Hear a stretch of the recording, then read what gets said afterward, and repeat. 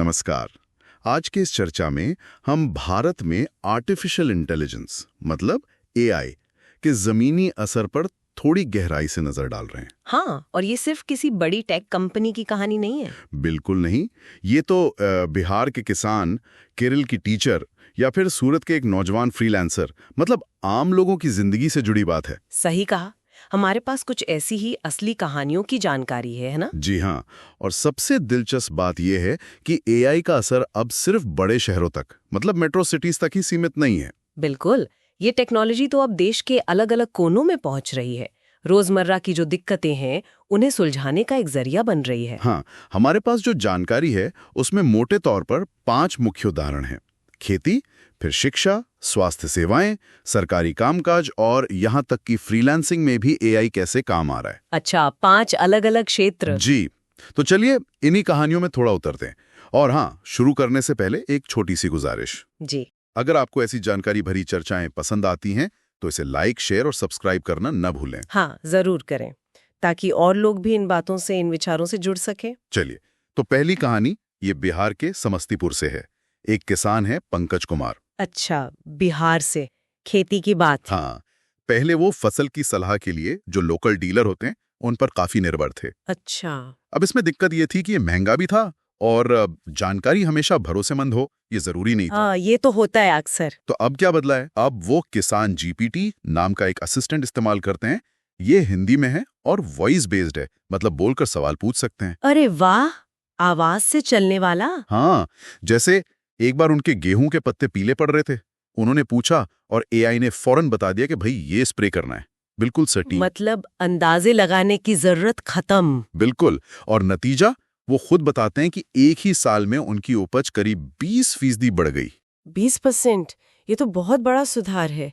यहाँ सबसे अहम बात ये लगती है कि एआई उनकी अपनी भाषा मतलब हिंदी में, और वो भी आवाज के जरिए उपलब्ध है। सही। तो ये सिर्फ कोई नई तकनीक नहीं रह जाती, ये तो सीधे सीधे उनकी कमाई बढ़ाने का जरिया बन गई। और उनका भरोसा भी बढ़ा होगा, है ना? खासकर जहाँ पहले सही सलाह मिलना ही मुश्किल था। बिल्कुल। अब खेती से थोड़ा आगे बढ़ते हैं, शिक्षा की तरफ। अच्छा। केरल के कोझिकोड में एक गांव के स्कूल की कहानी है। अच्छा, केरल। हाँ, वहाँ विद्या टीचर हैं जो अकेले 3 विषय पढ़ाती हैं। 3 विषय, काफी काम होगा। बहुत।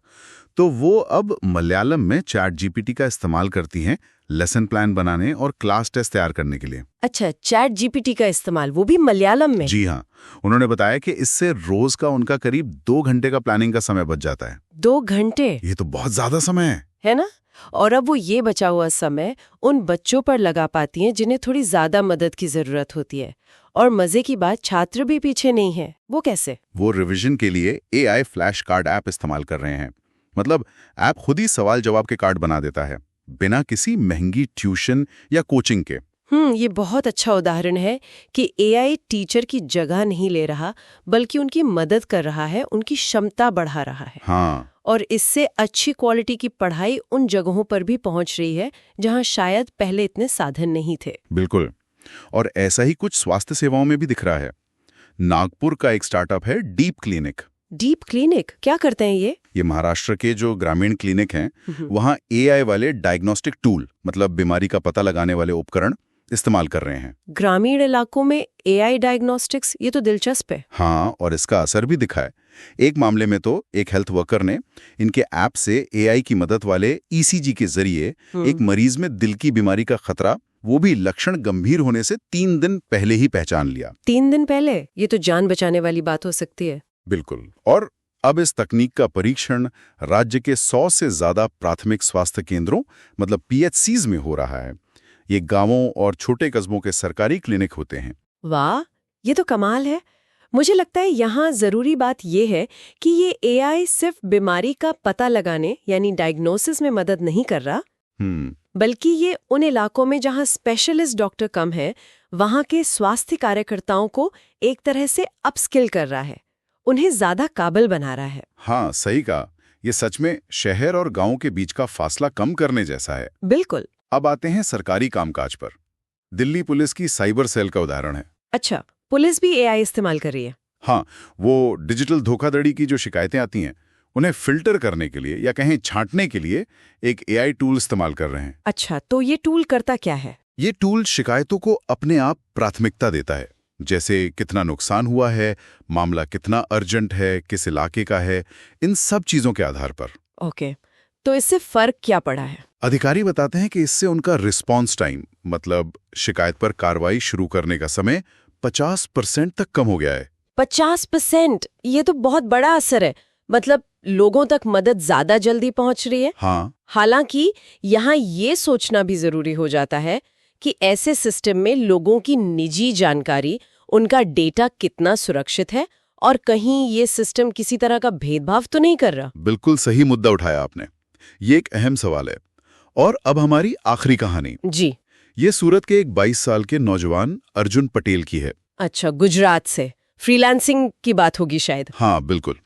अर्जुन ने YouTube से वीडियो एडिटिंग सीखी, कोई फॉर्मल ट्रेनिंग नहीं। अच्छा, सेल्फ टॉट। हाँ, और अब वो पिक्टरी एआई और कैनवा मैजिक स्टूडियो जैसे एआई टूल्स इस्तेमाल करके एक्सप्लेनर वीडियो बनाते हैं। एआई टूल्स की मदद से। जी, और कमाल की बात यह है कि वो फाइवर और अपवर्क जैसे ऑनलाइन प्लेटफॉर्म पर काम करते हैं। क्लाइंट्स कहाँ के? कनाडा और सिंगापुर के। Wow, global clients. और कमाई? महीने का 70,000 रुपए से ज्यादा कमा रहे हैं। और सोचिए, शुरुआत कैसे हुई? सिर्फ एक मोबाइल फोन और इंटरनेट कनेक्शन से। ये कहानी तो बहुत प्रेरणा देती है। ये दिखाती है कि एआई कैसे डिजिटल स्किल्स सीखने और दुनिया भर के मार्केट तक पहुंचने की जो बाधाएं थी उन्हें कम कर रहा है, खासकर युवाओं के लिए। हाँ बिल्कुल। ये जो आसानी से मिलने वाले टूल हैं, ये सच में उन्हें ताकत दे रहे हैं, उन्हें सशक्त बना रहे हैं। तो देखिए, बिहार के किसान पंकज, केरला की टीचर विद्या, नागपुर के वो हेल्थ वर्कर और सूरत के फ्रीलांसर अर्जुन, इन सब में एक बात कॉमन है। क्या? ये सभी एआई का इस्तेमाल कर रहे हैं, लेकिन अपनी नौकरी गंवाने के डर से नहीं, बल्कि अपने हुनर को और निखारने के लिए, अपनी मुश्किलें हल करने के लिए और अपनी जिंदगी को बेहतर बनाने के लिए। और मुझे जो पैटर्न सबसे दिलचस्प लग रहा है वो ये है कि एआई को अलग अलग जरूरतों के हिसाब से और खासकर स्थानीय भाषाओं के हिसाब से ढाला जा रहा है। हाँ, ये बहुत जरूरी है। ये सिर्फ कोई बाहर से आई हुई तकनीक नहीं रह गई है, इसका भारतीकरण हो रहा है, इसका लोकलाइजेशन हो रहा है, और शायद यही वजह है कि ये जमीनी स्तर पर इतना सफल हो पा रहा है। बिल्कुल। तो अब सोचने वाली बात यह है, जब हम ये सब अलग अलग उदाहरण देख रहे हैं, तो भारत में और कौन सी रोजमर्रा की दिक्कतें हैं, कौन सी समस्याएं हैं जो सुलझ सकती हैं? अगर एआई टूल इसी तरह आसानी से उपलब्ध हो, इस्तेमाल करने में आसान हो और स्थानीय जरूरतों के मुताबिक बनाए जाएं। ये एक बड़ा सवाल है जिसके बारे में सोचने की जरूरत है। संभावनाएं तो बहुत है। तो ये थी कुछ असली कहानियां। अगर आपको ये चर्चा, ये कहानियां अच्छी लगीं, प्रेरणादायक लगीं, तो इन्हें दूसरों के साथ भी जरूर शेयर करें। हाँ, और हमारे चैनल को लाइक और सब्सक्राइब करना ना भूलें। बिल्कुल। अगली गहरी चर्चा तक हमारे साथ जुड़े रहिए और सोचते रहिए।